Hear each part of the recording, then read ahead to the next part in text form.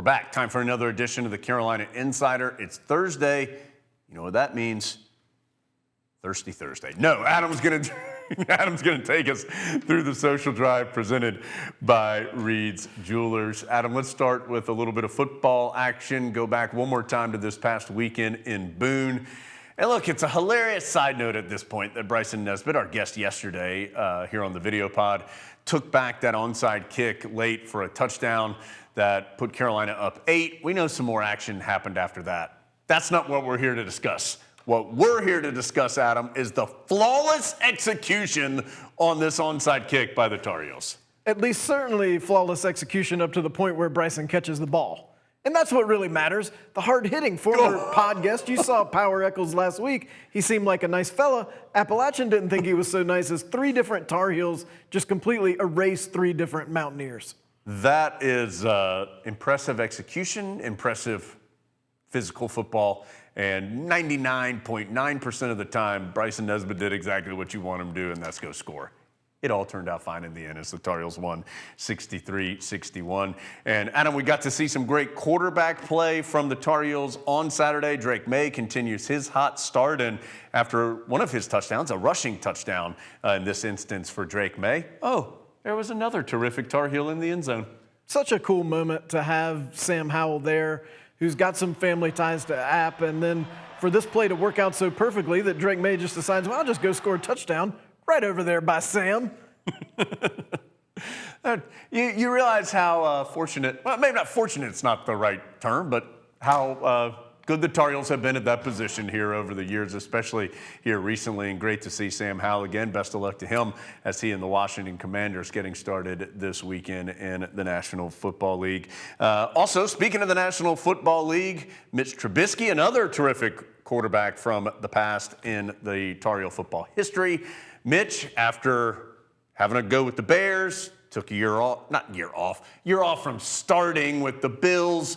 Now he's with the Steelers, and there you see, Mitch named quarterback numero uno for Pittsburgh this season, and not only named QB1 there, but also a captain on the Steelers team.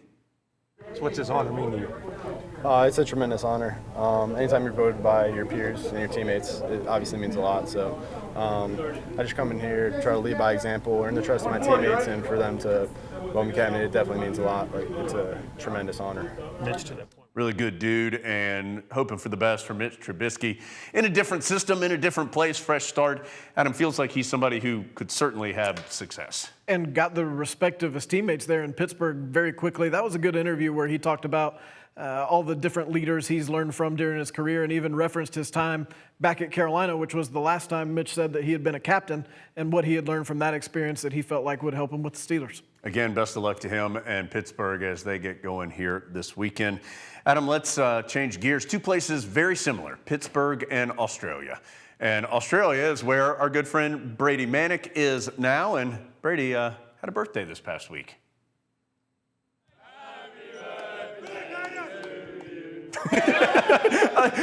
He looked so joyous as he went up to go blow out the candles there, and the Australian singing of happy birthday. It's just impossible to imagine that Brady Manic isn't going to be a huge hit in Australia. And Jones, do you know who the second best player on Brady Manic's team is? No. It's a name from your past, Bryce Cotton. Really? Former Providence player, really played well against the Tar Heels in 2014, first round in the NCAA tournament. Not quite enough, Bryce Cotton, that day. On one night, he was the greatest player I had ever seen. And now he gets to pass it to Brady Manic, so another career highlight for him. Speaking of birthdays, not only did Brady Manic have a birthday this past week, Adam, but is this right? 36 years since the Smith Center was officially dedicated, and you see some quite literally all-time Tar Heel greats in that photo. And I'm trying to find myself back behind there. I don't see any awesome, maybe like Coca-Cola shirts. Did you have one of those? That's right in that time frame. But obviously some great names there, and you know them all. Perkins, Jordan, Rosenbluth, O'Corin, Worthy, who looks very suspicious about someone off camera, Phil Ford, and then Charlie Scott. Well, what a day. What a day at the Smith Center. Just your typical alumni game. Look, if we're talking about famous photos in the Smith Center, sure, that one's got a lot of star power. But we recently, on the audio version of the podcast, had Chris Lang join us.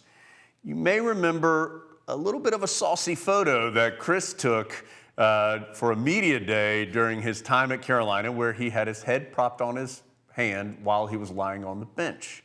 Rusty Sebastian, big-time Pod fan, has helped doctor this photo a bit. Yeah. Adam, you've never looked better. I gotta be honest, I kind of enjoy that picture because that's the tallest I've ever looked.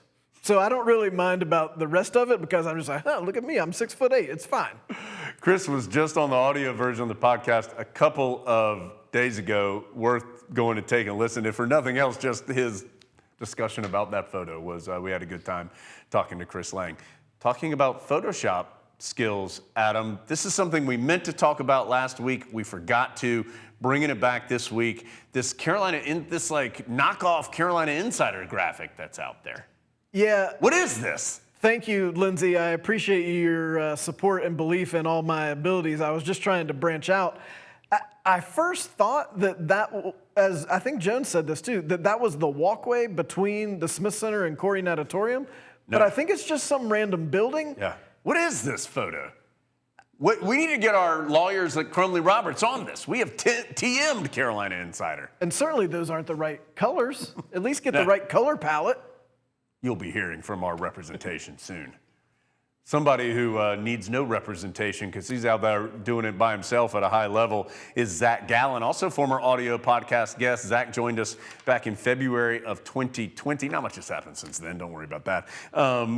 Adam, is this number right? 41 1/3 consecutive scoreless innings for Zach Gallen with the Diamondbacks? He's just 2/3 of an inning away from the Diamondbacks' all-time franchise record and creeping up on the all-time major league record. But even if he doesn't get another out, 41 1/3 is impressive, and he gets them like this. It's sometimes, yeah, I feel you, Brewers guy. Sometimes it's just a little better than you in that mano-a-mano. That happens in baseball. Was that Bill Hall? Kind of low-key Zach Gallen. I mean, one of the more, and Tar Heels have a bunch of successful guys in Major League Baseball. Zach Gallen is right at the top of the list. Well, and you don't think of him as like an Andrew Miller stuff guy, but he's getting Andrew Miller plus results on a consistent basis. This isn't just one time. He's been really good. He was really good all of last year. He's been really good all of this year. Bright future ahead. Somebody else with a bright future ahead is Austin Greaser, good friend of ours. We've had him on the podcast multiple times, including most recently April 12th of 2022. He played for Team USA in the World Amateur Team Championship. Of course, Austin, a terrific golfer, if you don't know who we're talking about. And so went big-time international competition, pouring his guts out on the course, gets back to the United States. Adam, you know what that means? Time for some good old USA food. Don't know what kind of carrots and celery you've been eating over across the pond. Let's get things serious here. Elite, world-class athletes, just like you and me, Jones. Sometimes you just need some waffles and hash browns. Yeah, that's right. I feel you, Austin. Speaking of, Adam, before we get out of here, a little birdie told me that there's an important franchise opening just down the road from where we are sitting right now. Long history. Oh, look at it. Long history with the pod. Proud sponsor of Tar Heel Athletics. Adam, some shakes are in our future. Supposed to open in the very, very near future, perhaps even this week. I'm leaving from here and going to sit in the parking lot, just awaiting the sign. Jones, has anyone, maybe they've called you because they haven't called me. Are we not going to cut the ribbon there? No, they did call me. Yeah, I'm going to cut the ribbon. Are they giving you the big giant scissors? Yes, while I'm drinking a pod shake. Can't wait. Also can't wait for this weekend. Noon, Atlanta. They have any cookouts in Atlanta? Atlanta suburbs.